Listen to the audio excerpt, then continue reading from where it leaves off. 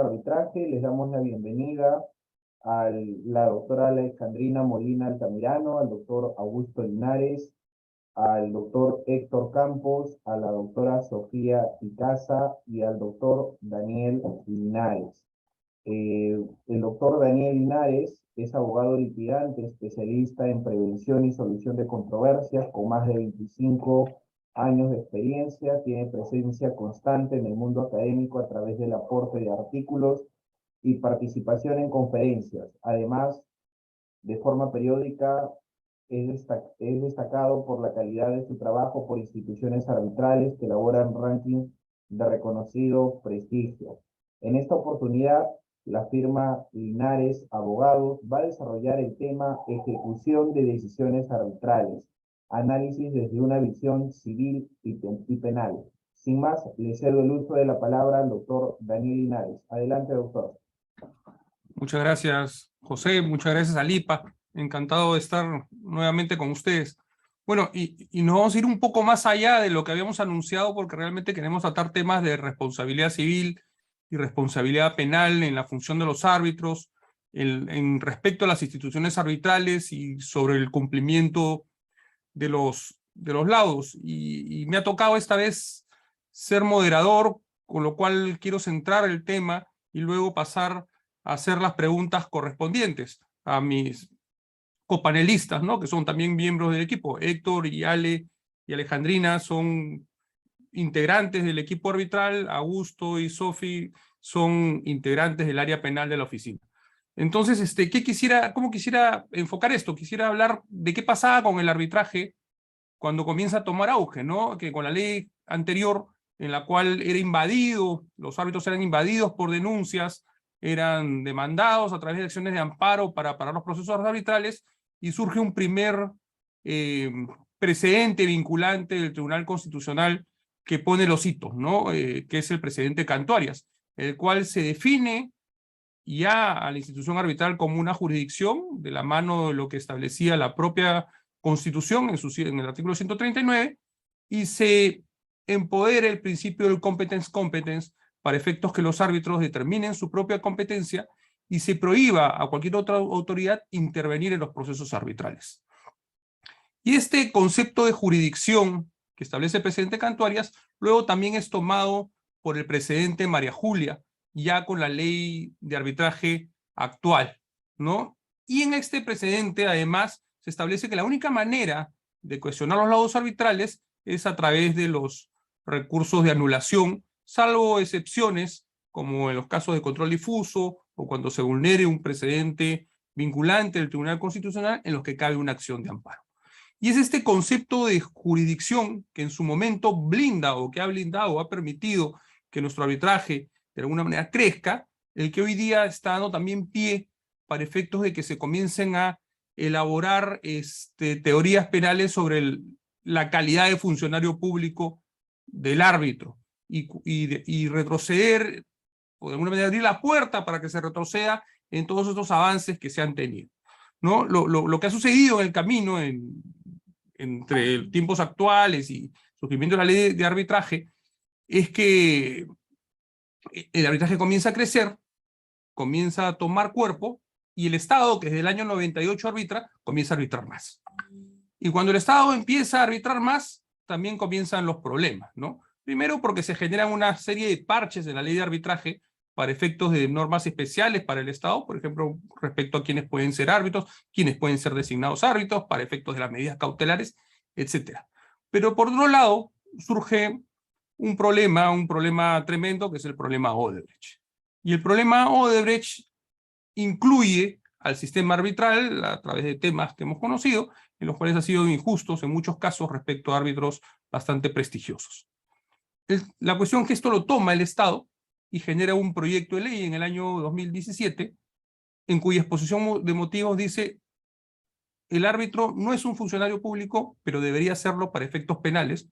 Debemos modificar el artículo 425, y justifica en su exposición de motivos esta decisión en base al caso Odebrecht. Establece que ha habido cifras enormes de desfalco en el Estado a través de los arbitrajes, y también indica esta exposición de motivos que el Estado siempre pierde. lo cual es una lectura errónea. Luego sale un informe de la Católica en la cual establece que el Estado no siempre pierde, que el Estado más bien mayoritariamente o gana o se queda en una posición intermedia, no siempre pierde. Y este proyecto de ley no camina de alguna manera por las explicaciones que se dan, pero siempre está latente el peligro de que al árbitro se le incluya como un funcionario público.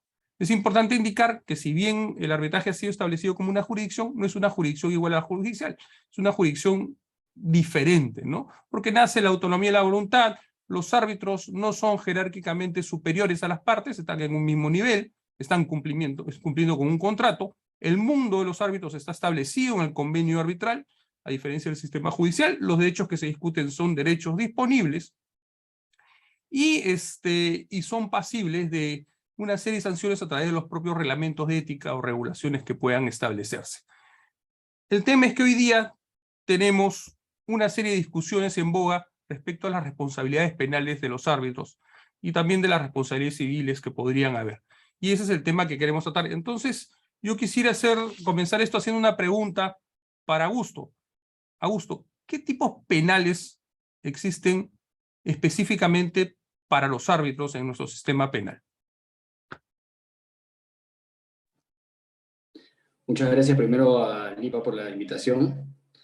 Este tema bastante interesante porque en realidad, por lo menos en el ámbito penal no se trabaja mucho, no hay mucha discusión en el ámbito penal. Entonces cuando lanzan la invitación, con bastante curiosidad me metí para ver un poco más y aprovechar y investigar en el tema. Y ciertamente pues me di con la sorpresa que encontró un solo delito donde se vincula expresamente al árbitro como posible autor de un delito tipificado, ¿no? Me refiero justamente al delito de cohecho pasivo específico. No he encontrado sentencias de segunda instancia ni de primera que hubieran quedado consentidas donde se haya determinado la responsabilidad penal de un árbitro aún. ¿Okay?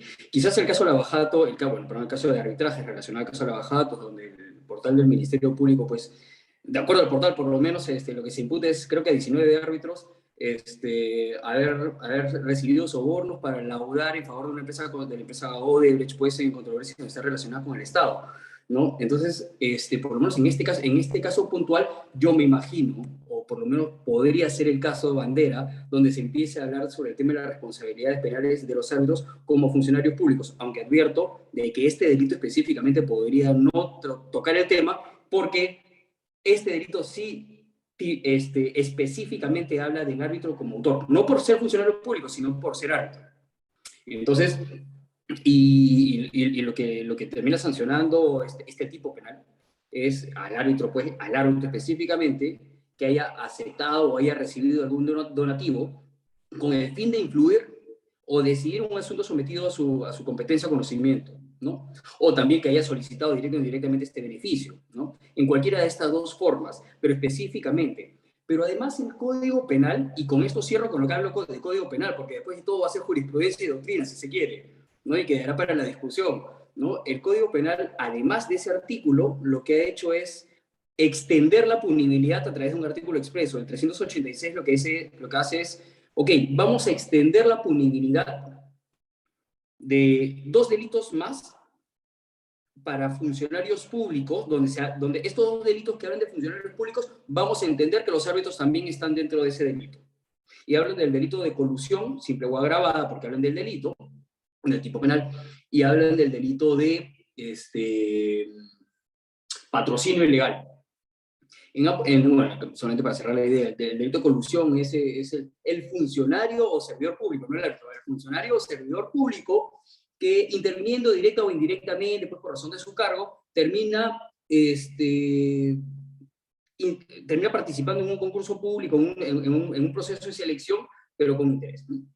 En el caso del patrocinio ilegal, también más o menos lo define por ahí, porque sin hablar del árbitro, lo que dice es el que valiéndose de su calidad de funcionario o servidor público. Ah, ok. Estos delitos no hablan del árbitro, pero vía extensión de punibilidad por el 386, ellos también son responsables. Y son los únicos 3 casos. No hay más. Por lo menos no he encontrado más, algo que por ahí Sofía me quiere corregir. Que haya encontrado algún otro delito más. Entonces, uno de manera expresa y 2 de manera extensiva. Pero el tema se pone interesante porque la jurisprudencia, no por temas de árbitros, ha extendido la interpretación de qué cosa es un funcionario público. ¿Ya? Y hay dos jurisprudencias, uno en el caso de unos bomberos, donde se le extiende la interpretación de funcionario público por un delito de peculado.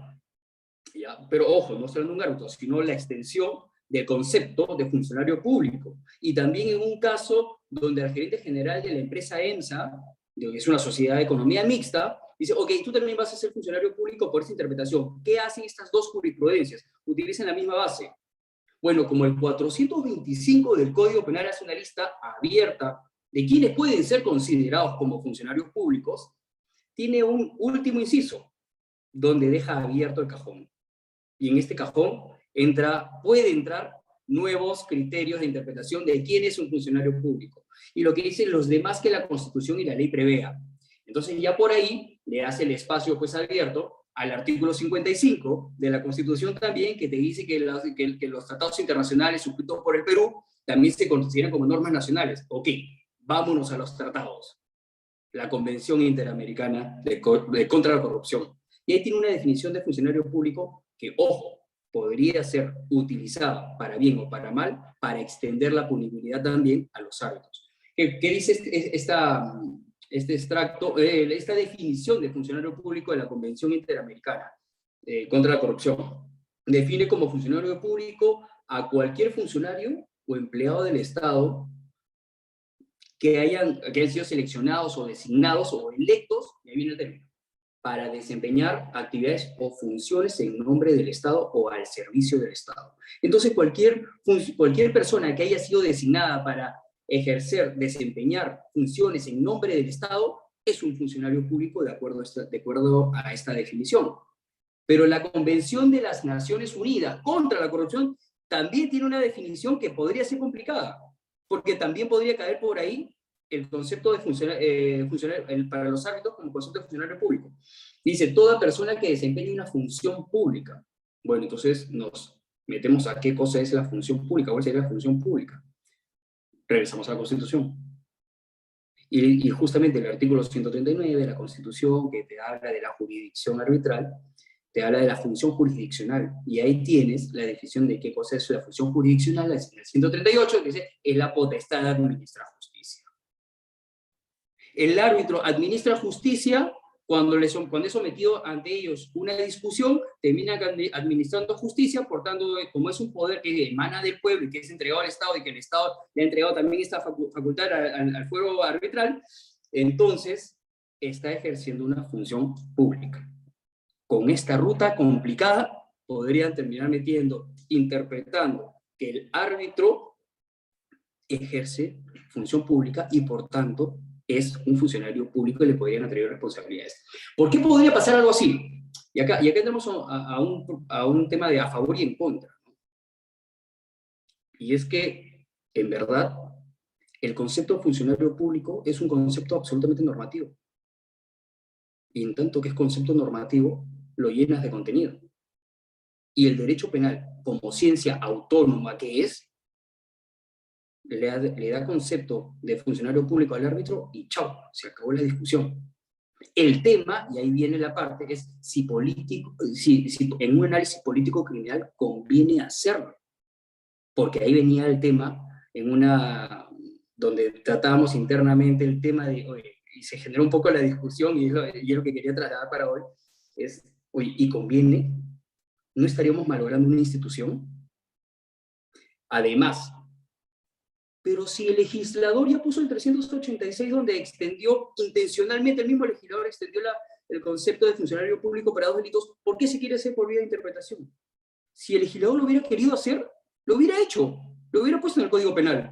¿Por qué queremos forzar, jalar y llevar el concepto? ¿Por qué podría quererse? No se quiere hacer hoy, disculpe, hoy día no está planteado, pero la ruta está trazada. Y el tema es que hay que controlar, porque político criminalmente no corresponde. Y si se hubiera querido hacer, probablemente el legislador lo hubiera puesto. Entonces, esa es la ruta. Son 3 delitos de Código Penal y todos los demás es un cajón abierto que bien podría trazarse esa ruta para tratar, pero yo creo que debería contenerse. Porque podría malograrse una institución con mucho prestigio y que viene dando buenos resultados. Ok, Augusto. Y ahora, para irme al otro lado de la vereda, vamos a preguntarle a Héctor, ¿no? Que tiene una visión más bien arbitral del tema. ¿Qué reparos le pondrías a esta calificación como funcionario público a un árbitro, ¿no? Que califiquen como funcionario público a un árbitro? Muchas gracias, Daniel. Igual quiero reiterar el agradecimiento a Lipa por la invitación. Y voy de frente a intentar responder la pregunta, porque me parece que es una pregunta que, si bien podría, desde una perspectiva muy pro arbitraje, tener una respuesta cerrada y decir el árbitro en ningún caso es funcionario público, esa posición se chocaría contra la realidad, dada esta ruta interpretativa que nos acaba de contar Augusto, con relación a cómo es que en la práctica las disposiciones legales tienen tal apertura, las disposiciones legales de índole penal tienen tal apertura como para poder concebir que un árbitro llegue a ser calificado como un funcionario público y todos los problemas de política criminal que ha mencionado Augusto. Desde el punto de vista arbitral, yo creo que lo aconsejable es prestar siempre atención a esta posición que se desarrolla en la jurisprudencia penal con miras a entablar un diálogo. Yo creo que ese es uno de los mensajes que debe dejarnos esta primera aproximación. Y es, si solamente nos cerramos en el foro arbitral y solamente nos cerramos en el foro penal, vamos a tener un diálogo de sordos, y esto lo que va a significar es que o hay una reacción excesiva o limitada del derecho penal, o que haya una reacción justificada o injustificada del foro arbitral para considerar la responsabilidad penal que se pueda generar a partir de las actuaciones que realizan los árbitros. Planteando esa premisa, planteando esa idea general, yo pondría en tela de juicio, o mejor dicho, planteo como alternativa para el estudio, el que el árbitro, inclusive con toda esta ruta que va a temas convencionales, pueda ser considerado como un funcionario público. Y tomando como punto de partida los argumentos que se han puesto, yo creo que ahí hay dos reflexiones a realizar. La primera es, se dice, el árbitro podría ser considerado como funcionario público porque, de acuerdo a las definiciones que se establecen a nivel internacional, pues calza dentro de estos elementos de selección o designado o elección para poder desempeñar función pública.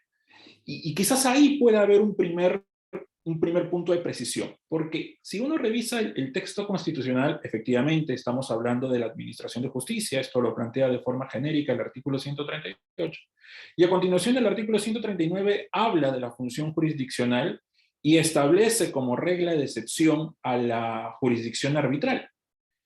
Y cuando este concepto de jurisdicción arbitral ha sido establecido o desarrollado por el Tribunal Constitucional, por ejemplo, a través del precedente de María Julia, que retoma muchas de las ideas que se estableció en el precedente Cantuarias, lo que se dice es que es una jurisdicción arbitral, pero es una jurisdicción privada. Esto es súper importante de cara al diálogo que se tiene que realizar desde una perspectiva penal. Porque ese funcionario público del que podría estar hablando, o del que hablan las convenciones, tiene que hacer las cuentas con este otro tipo de jurisdicción que el propio Tribunal Constitucional lo ha calificado como privada. Entonces, ahí podría haber un primer enfrentamiento en que como una jurisdicción de carácter privada, reconocida así constitucionalmente y desarrollada así jurisprudencialmente, puede ser compatible con una noción de funcionario público. Y es más, el propio presidente Cantuari, el propio presidente María Julia insiste en la idea de que esta jurisdicción privada es una jurisdicción alternativa a la jurisdicción estatal. Y esa afirmación me parece que hay que profundizarla, porque sin negar que sea jurisdicción, no dice que sea un sustituto, no se desplaza a la jurisdicción ordinaria, pero sí es una alternativa, planteándolo como algo distinto a la jurisdicción tradicional técnicamente entendida. Y esto a mí me parece, repito, súper relevante, porque inclusive la discusión no podría llevarse solamente en el tema de la afirmación por un mero prurito dogmático de decir el árbitro no es funcionario público, sino que adicionalmente podríamos entrar al diálogo a si esa idea que está detrás de la convención dialoga con los propios desarrollos constitucionales y jurisprudenciales que con relación a la noción de árbitro o a la noción de jurisdicción arbitral privada se ha desarrollado. Eso por un lado. Y por otro lado, yo quisiera insistir en que cuando se habla de esta jurisdicción privada, es más, la doctrina ha inclusive señalado que no estamos frente a una jurisdicción propiamente dicha, porque estaríamos a lo mucho frente a una jurisdicción asimilada, y esto no me parece que sea solo un juego de palabras, me parece que hay un subtexto detrás, porque esta jurisdicción asimilada implica que no todos los poderes que tiene un juez, por ejemplo, que desarrolla función jurisdiccional, las tiene necesariamente un árbitro al momento de desarrollar un conflicto de intereses en particular. Queda claro, y más adelante lo conversaremos, quizás cómo esto puede tener un impacto a nivel de la ejecución de las decisiones que puedan realizar los árbitros. Ese mismo poder no lo tiene un árbitro en comparación a un juez. Como quizás no con el mismo efecto, tampoco tiene la consideración del laudo como decisión que resuelve el conflicto, que por lo tanto está en aptitud de generar cosa juzgada, que queda sujeto a lo que se puede establecer en el proceso de anulación del laudo, a comparación de una decisión que se pueda dar a nivel jurisdiccional, a nivel judicial, a nivel de la justicia estatal, donde sí hay una condición de cosa juzgada. Claro, alguien podría decir, oiga, pero en la jurisdicción estatal también hay procesos de revisión, tenemos el proceso de amparo contra resoluciones judiciales, o tenemos la nulidad de cosa juzgada fraudulenta. Pero hay una gran diferencia entre el carácter que tiene la anulación y los caracteres revisorios que pueden tener estos otros procesos. Que si bien es cierto, revisan sentencias, el ámbito de la revisión está completamente acotado. Entonces, cuando un juez revisa un laudo, a través del proceso de anulación, lo revisa por causales muy específicas, vinculadas a temas de forma o por algunos aspectos de tutela de derechos con relación a la protección de los derechos fundamentales de las personas que se integran en el proceso arbitral. Y ese es su marco de actuación.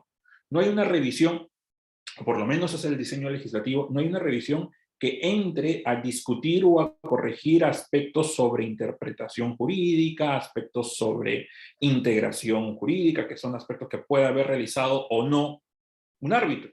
Recordemos que el árbitro no solamente puede ser un árbitro abogado, un árbitro puede ser un árbitro no abogado, por ejemplo, en arbitrajes que no son de derecho. Entonces, este tipo de particularidades, o sea, teniendo en cuenta que inclusive una persona que no es abogada podría ser considerada como árbitro, creo yo que podría ser una segunda objeción que se podría plantear frente a esta ruta que bien advertía Augusto que se podría generar con relación a los márgenes interpretativos que da la legislación penal. Entonces, por estos dos lados va mi interpretación. Decir que un árbitro es funcionario público teniendo en cuenta que se lo ha caracterizado como una jurisdicción privada, por un lado, y decir que es funcionario público cuando la jurisdicción que desarrolla el árbitro no es una jurisdicción propiamente dicha, sino es una jurisdicción a lo sumo asimilada, lo que implica ciertas limitaciones o ciertas particularidades, para no hablar de limitaciones, a su accionar, creo yo que podrían ser dos ejes a partir de los cuales se podría plantear un diálogo para ver hasta qué punto o hasta qué medida se puede conciliar esta visión arbitral con esta visión penalista. Eso, Daniel. Gracias, Héctor. Y para entrar a otro tema, Sofi, los árbitros no son subordinados a las instituciones arbitrales, pero yo quisiera tener la opinión tuya como penalista. ¿Qué sucede en caso encuentren responsabilidad penal en un árbitro? ¿Esto podría vincular como un civilmente responsable a la institución arbitral?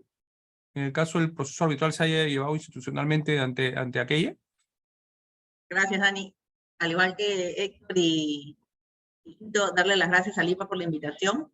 Bueno, en el supuesto de encontrar responsabilidad penal en un árbitro, no necesariamente ello implica que, por ejemplo, el centro de arbitraje, llámese Cámara de Comercio de Lima o cualquier otro, sea comprendido como tal en calidad de tercero civil responsable. Ojo que para entrar al fondo de este tema debemos recordar qué se entiende por tercero civil responsable. Se trata del sujeto procesal, uno de los sujetos procesales principales en el proceso penal, quien concurre con el autor directo, o sea, quien ha ejecutado el delito, por la responsabilidad de naturaleza civil y de forma solidaria de acuerdo a los márgenes que establece la responsabilidad civil en el Código Civil. Pero ese tipo de responsabilidad indirecta presupone una serie de requisitos o presupuestos para que dicho sujeto, sea una persona natural, una persona jurídica, sea considerada en dicha calidad o condición procesal. O sea, no basta con acreditar de repente un vínculo laboral, no. Tanto la jurisprudencia como la doctrina ya han establecido en materia penal y en materia civil qué es lo que debe concurrir, o cuáles son los presupuestos o requisitos que deben concurrir para que dicho sujeto sea comprendido bajo esa condición procesal. En primer lugar, la relación de subordinación o dependencia. Esa relación de subordinación señalan que ya es pacífica la discusión en el entendido de que se trata de un concepto de cierta manera elástico, ¿no? Que se extiende desde el ámbito laboral al ámbito civil, presentándose incluso en contratos civiles de carácter autónomo, como los de locación de servicios, por ejemplo, contrato de obra, etc. Además de ello, supone que el subordinado ocasione los daños en el ejercicio de las funciones ordenadas por el principal, en este caso por el empleador, entre comillas, ¿no? En el supuesto de que existe una relación laboral. Obviamente tiene que desarrollarse o tiene que producirse ese daño en el ejercicio de las funciones u ocasionalidad solidaria, señala la doctrina. Entendido que con ocasión de sus funciones, es decir, cuando la actividad encomendada por el principal le facilita o permite ocasionar algún daño a terceros, incluso contraviniendo las instrucciones del principal. En materia penal tenemos un recurso de nulidad, el 705-2018 Huancavelica, emitido por la Corte Suprema, en el cual, por ejemplo, establecen las condiciones necesarias para incorporar a la persona jurídica en calidad de tercero civilmente responsable, que son específicamente esos 3 puntos que hemos mencionado, en el cual considero yo el punto principal es establecer el nexo o el vínculo de subordinación o dependencia, y ese nexo de causalidad que debe existir entre la generación del daño en función a las órdenes derivadas del principal. Esos presupuestos no se dan, no podría comprenderse a una persona jurídica, llámese Cámara de Comercio, bajo los alcances de la responsabilidad extracontractual o el pago de la reparación civil que concurre de forma solidaria con el obligado principal o con el actor principal en el proceso penal, ¿no? Entonces, esa sería la respuesta sobre la base de la doctrina y la jurisprudencia ya establecida a nivel nacional. Eso sería todo. Gracias, Sofi. Ale, para cambiar el tema, en la jurisdicción arbitral no hay coerción, ¿no? El árbitro no tiene la fuerza que tiene el juez. La pregunta es si en todo acto o en todo acto de ejecución de un laudo o una medida cautelar, el árbitro va a necesitar siempre del auxilio de la fuerza pública para hacer valer sus decisiones. ¿Qué nos tienes que comentar al respecto? Bueno, nuevamente igual unirme al agradecimiento al IPA por la invitación y gracias por la pregunta. Sí, creería que en torno a la pregunta planteada es muy importante, en primer lugar, distinguir que solamente podríamos hablar de una especie de órdenes emitidas por un árbitro que de por sí no podrían involucrar una potencial necesidad del empleo de la fuerza pública. Y me estoy refiriendo exclusivamente a aquellos fallos que son meramente declarativos. Por ende, todas aquellas órdenes que requieran de actuaciones por parte de un tercero o por parte de alguna de las partes del arbitraje, a efectos de poder ser cumplidas, todas aquellas órdenes potencialmente podrían requerir de la fuerza pública. ¿A qué me refiero cuando hablo de órdenes que requieren de actuaciones por parte de un tercero o por parte de las mismas partes del arbitraje? Pues creo que la gran mayoría de órdenes que podemos ver en el marco de un arbitraje, por ejemplo, una orden de páguese tal monto determinado a la otra parte, o también una de entréguese tal bien a una persona natural o jurídica en concreto.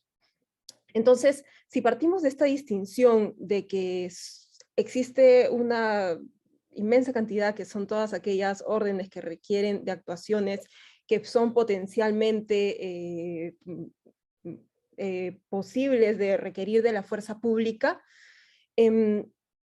tenemos que seguir al segundo punto de gran relevancia para esta materia, y es de qué hablamos cuando nos referimos al empleo de la fuerza pública, que en términos arbitrales pues se traduce en la necesidad de acudir al auxilio judicial.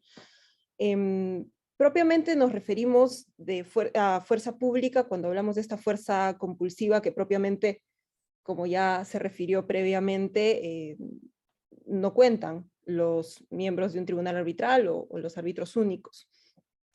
Sin embargo, sí es importante distinguir en que, sin perjuicio de que existen una inmensa cantidad de órdenes que en última instancia podrían requerir de la fuerza pública, es importantísimo distinguir que hay cierto ámbito previo a la necesidad de acudir al auxilio judicial en el cual el propio árbitro, a su sola discreción, puede evaluar si es que esta potencialidad de requerir la fuerza pública denota o a su sola evaluación implica de que no va a ser necesario hacer un primer intento de ejecutar una orden arbitral.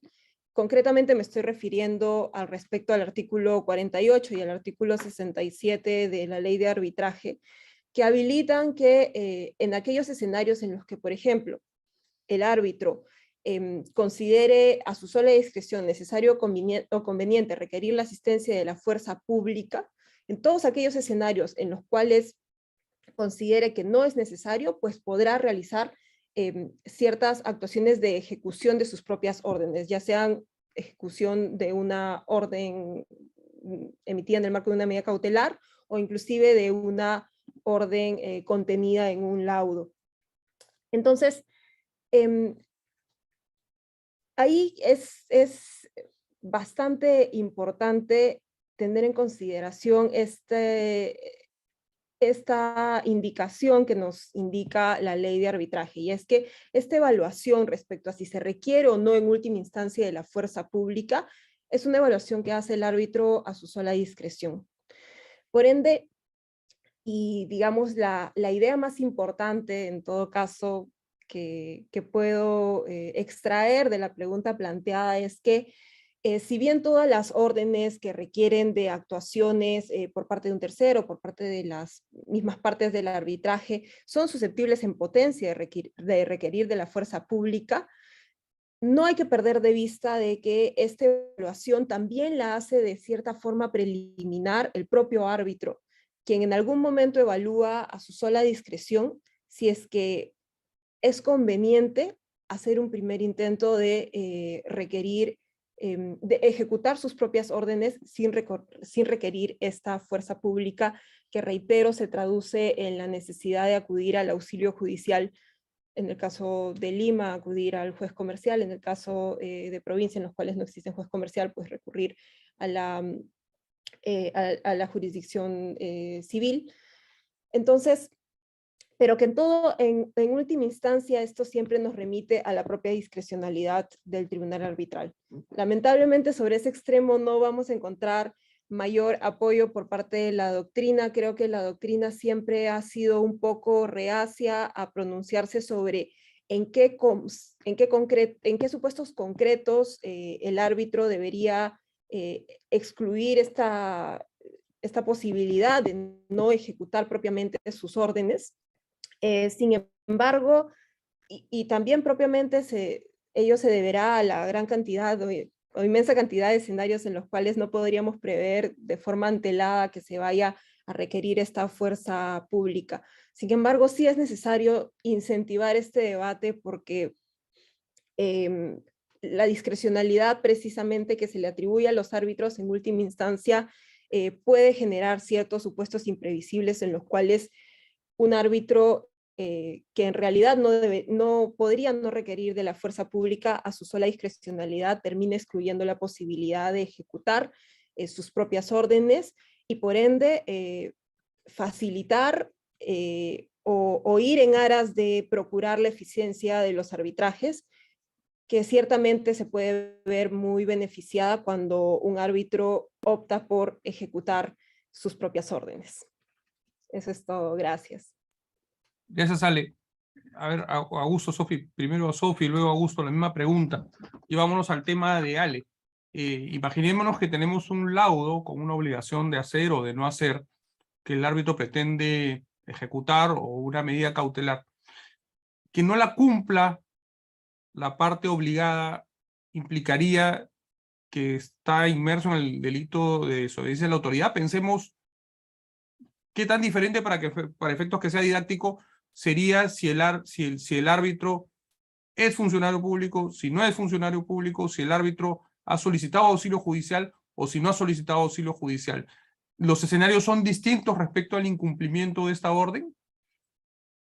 Claro, ahí eso nos lleva directamente al supuesto de desobediencia a la autoridad, ¿no? Previsto en el artículo 368 del Código Penal, el cual supone que la orden sea emanada por el funcionario público. Entonces volvemos a la discusión con relación a quiénes son o a quienes el derecho penal entiende, les da la calidad de funcionarios públicos.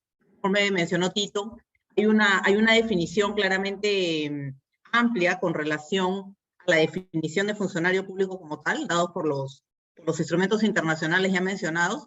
Entonces, partiendo de la premisa de que un árbitro podría ser, para efectos penales, considerado como funcionario público, asumimos de que sí encajaría dentro de la descripción normativa del artículo 368. Entonces, frente al incumplimiento u omisión de cumplir un mandato expreso, directo, ejecutable, etcétera, que señala la dogmática con relación a la configuración del tipo penal, podría decirse de que sí, incurriría en delito de desobediencia a la autoridad aquel sujeto que se encuentra obligado al cumplimiento del mandato arbitral, tanto en una medida cautelar como respecto a la ejecución de un laudo.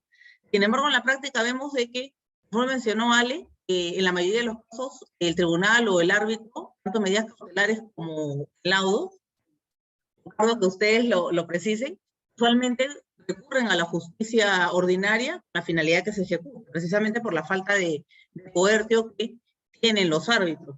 Entonces, bajo ese entendido, son muy pocas, si no me equivoco, prácticamente nulos, las denuncias por desobediencia a la autoridad, pero tranquilamente en el entendido de que un funcionario público abarca también al árbitro, en el supuesto del 368, podría configurarse esta figura penal. Ok, Sofía. Augusto, entonces, si tomamos en cuenta que el árbitro le pide auxilio al Poder Judicial y el Poder Judicial es el que no emite las órdenes, porque las órdenes vienen del árbitro, sino el que facilita las notificaciones, los emplazamientos, y hay un incumplimiento de la parte que debería cumplir, por ejemplo, no ejecutes la carta de fianza y la ejecuta.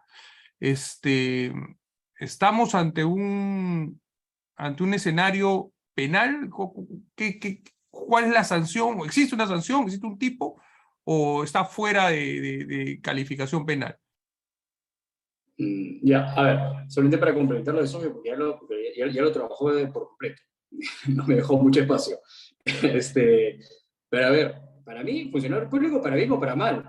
Si eres funcionario público para asumir responsabilidad penal por todos los delitos cometidos por funcionarios públicos, bueno, entonces también le calza como anillo al dedo la tipificación del artículo de desobediencia a la autoridad, porque solamente requiere la resolución o el mandato emitido por un funcionario público. ¿Acaso eso no sería un laudo?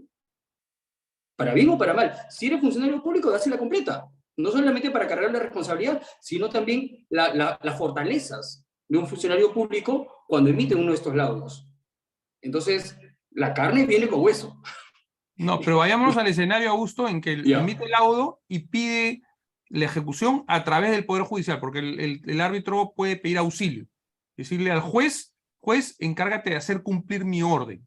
Y el juez emplaza. En ese caso, la orden es del árbitro, ¿ok? Persona natural, privado. Y el emplazamiento lo hace el juez, quien no emite la orden, pero sí facilita su ejecución. Es un auxilio judicial, en este caso. Y la parte requerida incumple.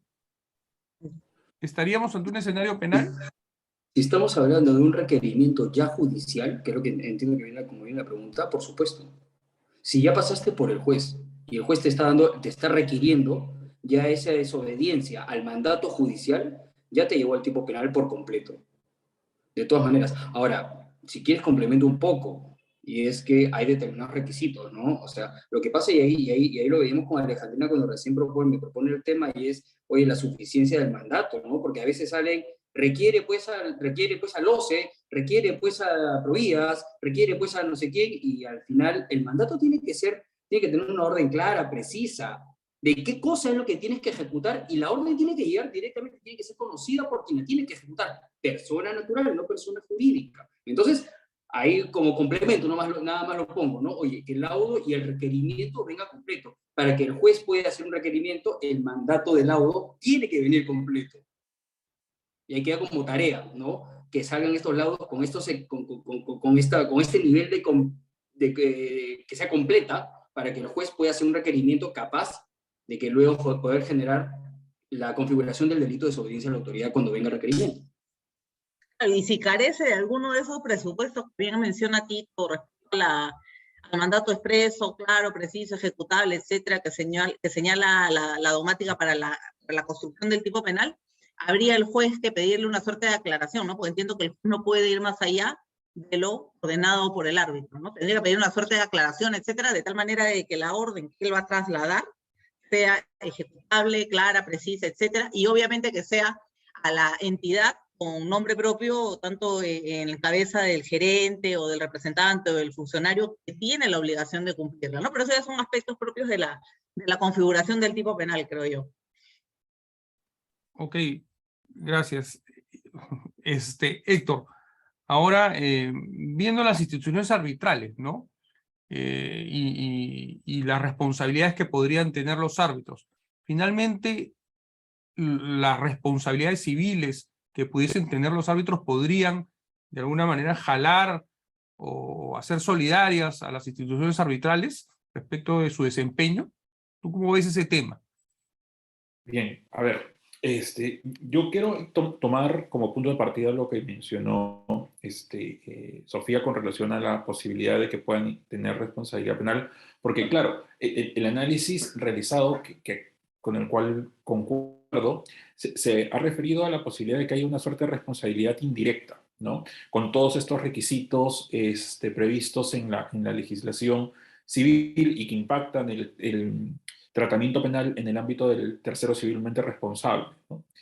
Pero habría que añadir a eso que sin perjuicio de eso, que es correcto, que es conforme, podrían darse casos en los cuales las instituciones arbitrales sean consideradas responsables por los daños y perjuicios que puedan haber causado, claro, no en supuestos de responsabilidad indirecta, pero sí en supuestos de responsabilidad directa. ¿Por qué? Porque hay que tener en cuenta, en primer lugar, cuál es la relación que se establece con los centros de arbitraje, con las instituciones arbitrales en general, y en segundo lugar, qué se necesita para hacerlas responsables.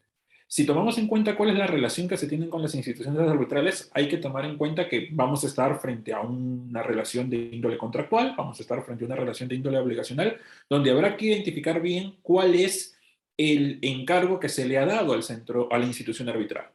Porque podría ser una institución arbitral que tenga todo el manejo del arbitraje, como podría suceder en un arbitraje institucional, pero podría ser también que en un arbitraje ad hoc se nombre como secretario o como secretaría arbitral a una institución arbitral, y ahí los niveles de encargo son distintos. Como podría suceder también que el centro de arbitraje o la institución arbitral tenga solamente la función de nominar un árbitro y funcione como una entidad nominadora. O podría ser que la institución arbitral asuma obligaciones luego de concluido el arbitraje, como pueden ser obligaciones de custodia, las que existen respecto de las actuaciones arbitrales o del laudo, o que podrían ser obligaciones inclusive que implican deberes de confidencialidad, deberes de no revelación de aquello que ha sido materia de trámite en el arbitraje. Entonces, ese primer punto genera una individualización de las distintas obligaciones que puede tener una institución arbitral, y eso requiere de un análisis caso por caso. Mal haría imponerse una estandarización de las obligaciones de las instituciones arbitrales sin tener en cuenta que en cada supuesto en particular se pueden generar obligaciones distintas. Si asumimos que hay obligaciones de los centros de arbitraje para con las partes, pues ahora pasamos al segundo momento, que es qué tipo de responsabilidad se le puede terminar generando. Y básicamente ahí vamos a estar ante una responsabilidad por inejecución de obligaciones. Y en ese contexto resulta de aplicación esta disposición de la ley de arbitraje, no recuerdo bien si es el artículo 32 o 35, me parece que es el 32, que inclusive limita aún más los niveles de responsabilidad de las instituciones arbitrales, y no solo del árbitro, sino también de las instituciones arbitrales, a aquellos escenarios donde esté de por medio supuestos de culpa grave o supuestos de dolo. Entonces, si es que es posible identificar esos parámetros para imputar, es decir, negligencia, desidia por parte de los centros de arbitraje o intencionalidad, como puede ser una suerte de colusión o de acuerdo privado, para no entrar en categorías penales, una suerte de acuerdo privado con alguna de las partes para favorecer a una, o que se revele cierto tipo de información que es confidencial, o que no haya guardado o custodiado debidamente la información que tenía bajo su cargo, pues en esos casos tendremos un caso de responsabilidad por inejecución de obligaciones. Entonces, creo yo que el paralelo se puede generar y se complementa muy bien. Sí podemos identificar escenarios de responsabilidad directa por inejecución de obligaciones, con la limitación de responsabilidad por dolo o culpa inexcusable, y es un poco más difícil entrar a hablar de una suerte de responsabilidad civil indirecta o vía subordinación o vía dependencia, para ser más exacto, siguiendo la precisión que ha hecho Sofía, con relación a los temas de responsabilidad de las instituciones arbitrales, pero tipo una responsabilidad vicaria, ¿no? Ahí la limitación de responsabilidad es aún mayor. Creo que por ahí pueden ir los dos flancos, Daniel, con relación a este punto. Gracias, Héctor. Y para terminar, para no pasarnos de la hora, Ale, si tenemos una medida cautelar, un laudo, o una medida, una decisión del árbitro que se va a ejecutar con intervención de auxilio, y sabemos que el juez no puede calificar estas decisiones o estas órdenes arbitrales, sí podemos encontrarnos ante eventos en los cuales los propios errores arbitrales o algún tipo de ambigüedad pueda finalmente hacer que el juez no ejecute o se vea frustrada la ejecución de alguna manera. Sí, sí, por supuesto, y ahí también parto retomando lo que indicó el doctor Augusto hace unos momentos, y que es que independientemente de que existen una cantidad de presupuestos que se tienen que evaluar a efectos de que en última instancia, si es que a pesar de haber pasado por el Poder Judicial, el destinatario de la orden optase por no cumplir, y que bueno, ya él los ha referido desde el punto de vista penal, por lo tanto no incidiré.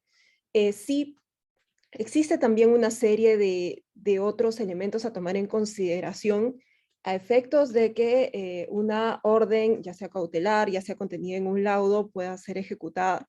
Y creo que todos dichos elementos siempre están referidos a que a efecto, una orden arbitral siempre tiene que procurar ser lo más completa posible y procurar ponerse en los escenarios más específicos.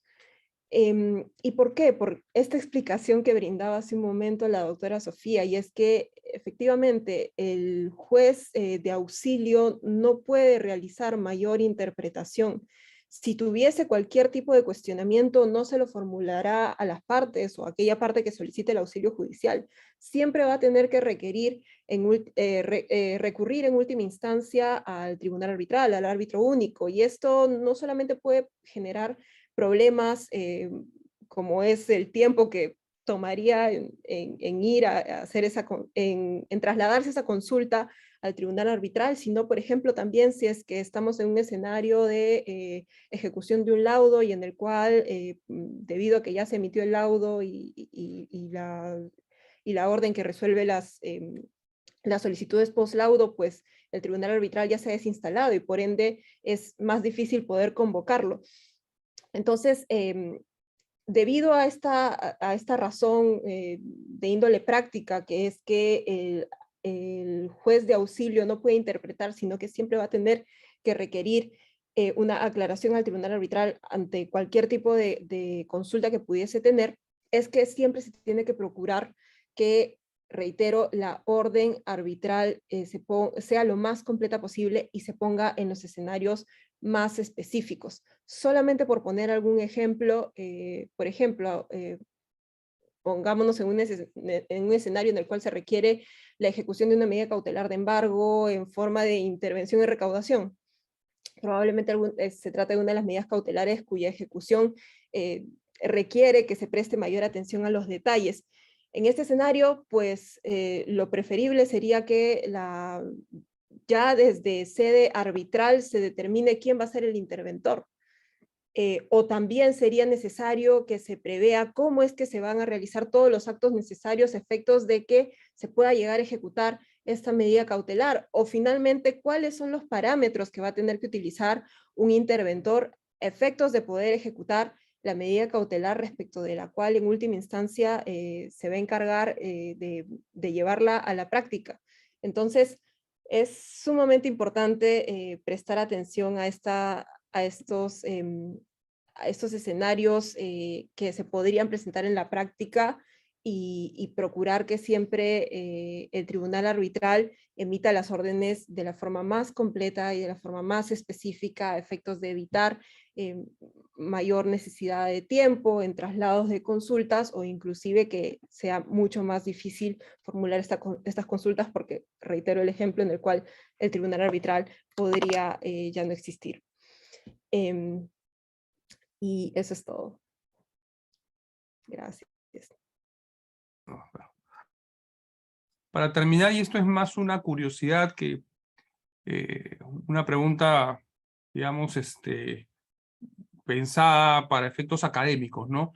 El IPA, por ejemplo, ha hecho una gran labor en temas de coordinar o juntar en eventos académicos árbitros y jueces comerciales. Y yo creo que las salas comerciales, por ejemplo, hoy día entienden perfectamente el arbitraje y los fallos que emiten generalmente son pro laudo y realmente yo he tenido la oportunidad de leer piezas jurídicas muy bien elaboradas, emitidas a consecuencia de procesos de anulación del laudo. Ahora mi pregunta, que es más para Augusto y para Sofía, es ¿los jueces penales qué tan cerca están de la institución arbitral? ¿Qué tan inmersos o qué tan capacitados están hoy para entender cómo funciona el arbitraje en el Perú? A ver, permíteme romper esa pregunta difícil porque tengo que calificar. Yo no creo que estén en capacidad, ciertamente después de haber revisado todo esto, algún tiempo para este evento, ciertamente te terminas encontrando con criterios, conceptos que realmente, así como el derecho penal tiene conceptos propios, el arbitraje también tiene naturaleza que yo creo que no se conoce todavía en el derecho penal. Entonces, que sirva de repente esta plataforma y todas las que puedan venir luego para prender las alertas. Y por eso hacer bulla, de repente con este caso de arbitraje que podría llegar al TC, no vaya a ser que un mal pronunciamiento, que una mala interpretación termine generando luego antecedentes o precedentes para pronunciamientos equivocados de jueces penales por desconocer o por mal aplicar un concepto laxo que pueda salir en una resolución del tribunal. Entonces, que sirva de una vez, que se genere toda la bulla para que cuando llegue este caso, si es que llegara a la Suprema, como creo que va a llegar, o al TC, que se marquen puntos que sirvan de plataforma para ver los temas penales. Gracias, Augusto. ¿Y tu opinión, Sofi? Yo coincido también, pero ahí de repente complementar en el sentido de que considero que la justicia especializada tanto en materia de corrupción como en crimen organizado viene cada vez especializándose más, ¿no? Por ejemplo, no necesariamente con el tema del arbitraje, sino en el tema de la responsabilidad civil, ¿no? Yéndome un poquito al tema que comentaba Héctor, a raíz de lo que me tocó detallar. Hay una serie de jurisprudencia y desarrollo de doctrina con relación a las categorías de la responsabilidad civil. Incluso un dato interesante, por ejemplo, es la resolución emitida en el caso del peaje de LAMSA con línea amarilla, ¿no? En el cual, fuera de los ámbitos propios del 1981, que te habla de la responsabilidad por el actor del otro, responsabilidad vicaria, indicaron la responsabilidad o lo comprendieron como tercero civil o responsable civil a la empresa Línea Amarilla en función a otra categoría, específicamente en función a una suerte de concepto material de una vinculación existente entre Línea Amarilla en particular y el funcionario de la Municipalidad Metropolitana, donde no necesariamente hay una subordinación claramente, pero sí sobre la base, como mencionaba, de otro instituto de la responsabilidad civil, se le comprendió como tal. O sea, yo sí veo que hay un desarrollo y al menos hay ciertas vertientes, tanto en el desarrollo procesal como sustantivo, así como en el tema, por ejemplo, del desarrollo dogmático que hemos recibido en materia sustantiva, en materia penal propiamente, en el desarrollo que existe sobre la función pública propiamente dicha, ¿no? El derecho penal de la función pública, si se quiere. Entonces, todo ello viene a la fecha desarrollándose, enriqueciendo también muchos de los pronunciamientos de estas cortes especializadas. Entonces, yo creo que de repente por el caso Lavajato, la incorporación de muchos de los árbitros en este proceso denominado de arbitrajes, va a servir digamos, de base para adentrarse en materias, no necesariamente que se ven día a día, pero que vale la pena, ¿no? Vale la pena que a raíz de estos procesos se estudie más y salgan poco a poco resoluciones interesantes en relación no solamente al arbitraje, sino a ciertos institutos de naturaleza civil que van a enriquecer la discusión. Esa sería mi opinión. Gracias, Sofi. Héctor, no sé si quieres despedirte. Sí, agradecer al IPA, agradecerles a ustedes por la conversación. Yo creo que esta es una posibilidad abierta, retomo la primera reflexión que di. Yo creo que la posibilidad de realizar diálogos entre distintas disciplinas puede resultar siendo mucho más provechoso que solamente esconderse o retraerse dentro de los propios fueros o dentro de las propias especialidades. Espero que la mesa haya sido un poco una muestra de ello. Gracias, Iván. Gracias, Héctor. Ale. Creo que el doctor Héctor lo dijo perfectamente bien. Se trata de incentivar, de procurar el diálogo, inclusive dentro de las especialidades propias del derecho, y ojalá este ejemplo pueda seguirse y más adelante podamos estar dialogando sobre instituciones de forma tan atendiendo a su total complejitud. Gracias. Gracias. Bueno, José, hemos tratado de traer una visión penal para efectos de que también desde el lado arbitral se entienda cómo interpretan esas instituciones, y creo que te dejamos trabajo a ti en la mesa para que mañana sirva esto para que haga una mayor exploración de estos campos, ¿no? Que también nos preocupan de sobremanera cómo pueden reaccionar en el futuro. Muchas gracias al IPA, muchas gracias a todos. Muchísimas gracias al Estudio Linares, al doctor Daniel Linares, al doctor Héctor Campos, a la doctora Alejandrina Molina, a la doctora Sofía Icaza y al doctor Augusto Linares. Desde luego el agradecimiento al Estudio Linares por apoyar estas iniciativas académicas que nosotros organizamos justamente con el objetivo de promover y difundir el arbitraje como un mecanismo alternativo de resolución de controversias, como un mecanismo que es eficiente, es eficaz y es transparente. Sin lugar a dudas, una de las reflexiones más importantes que nos llevamos de este último panel es la importancia de conocer que el arbitraje vendría a ser una especialidad transversal. Como bien lo señalaba el doctor Daniel Linares, el IPA hace un trabajo de poder reunir a los jueces comerciales para que puedan dialogar con los especialistas en arbitraje y de esta manera puedan tocar puntos en común relacionados al proceso arbitral. El día de hoy el Estudio Linares, de manera muy acertada, ha hecho un acercamiento entre la materia penal y la materia arbitral en lo relacionado a la responsabilidad civil o penal que pueden tener los árbitros y desde luego también a lo relacionado a la ejecución de los laudos arbitrales. Muchísimas gracias al Estudio Linares, muchísimas gracias a las más de 120 personas que se han encontrado conectadas a esta primera edición del Congreso Nacional de Destrezas Legales que organiza el Instituto Peruano de Arbitraje. Esta jornada todavía se va a realizar el día de mañana y hasta el día miércoles. Los esperamos desde las 5 de la tarde. Vamos a tocar otros temas muy interesantes, como por ejemplo, cómo plantear un caso persuasivo, la elaboración de la teoría del caso. Vamos a conversar y dialogar sobre las experiencias que se tienen relacionadas a las medidas cautelares, y también temas relacionados, por ejemplo, a la producción documentaria en un proceso arbitral y en un proceso judicial. No quiero despedirme sin antes poder invitar a todos los participantes y recordarles que el IPA, luego de 2 años, va a organizar su primer evento de manera presencial el 18 y 19 de agosto en la bella ciudad de Arequipa. Ahí vamos a organizar, de la mano con el Centro de Arbitraje de la Cámara de Comercio e Industria de Arequipa, el 11º Congreso Regional de Arbitraje del Instituto Peruano de Arbitraje. En esta actividad académica ya contamos con la confirmación de más de 100 especialistas como expositores. Esta actividad académica ha sido diseñada con sumo cuidado para que nuestros especialistas no solamente les compartan un punto de vista teórico, sino también les puedan compartir a través de paneles y mesas de trabajo las experiencias prácticas que ellos tienen en su experiencia en los procesos arbitrales, y de esta manera nuestro público pueda capacitarse no solo en cuanto a los aspectos prácticos, sino también en cuanto a las recomendaciones en base a las experiencias que han obtenido los especialistas que hemos convocado para esta actividad académica. De igual manera, quiero recordarles que el 15 y 16 de septiembre del 2022, el IPA va a organizar la 4ª Conferencia Internacional Women in Arbitration IPA. Esta actividad se va a realizar de manera virtual. El 22 y 23 de septiembre, el IPA y el IBAC están organizando el 10º Seminario Internacional de Arbitraje de Inversión.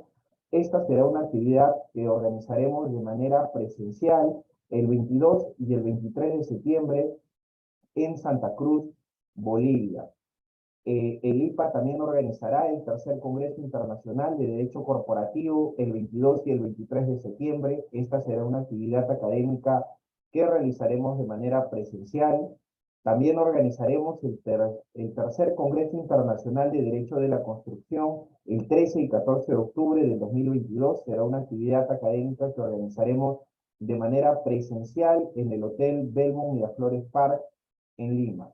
Estas son las actividades académicas que está organizando el Instituto Peruano de Arbitraje para ustedes. Nosotros seguimos trabajando en promover y difundir el arbitraje como mecanismo eficiente y eficaz para la resolución de controversias. Muchas gracias a los expositores que hacen posible la organización de estas actividades académicas, y desde luego a todos los asistentes por confiar en la calidad de los eventos académicos que organiza el IPA. Que tengan muy buenas noches y los esperamos el día de mañana a las 5 de la tarde. Hasta luego.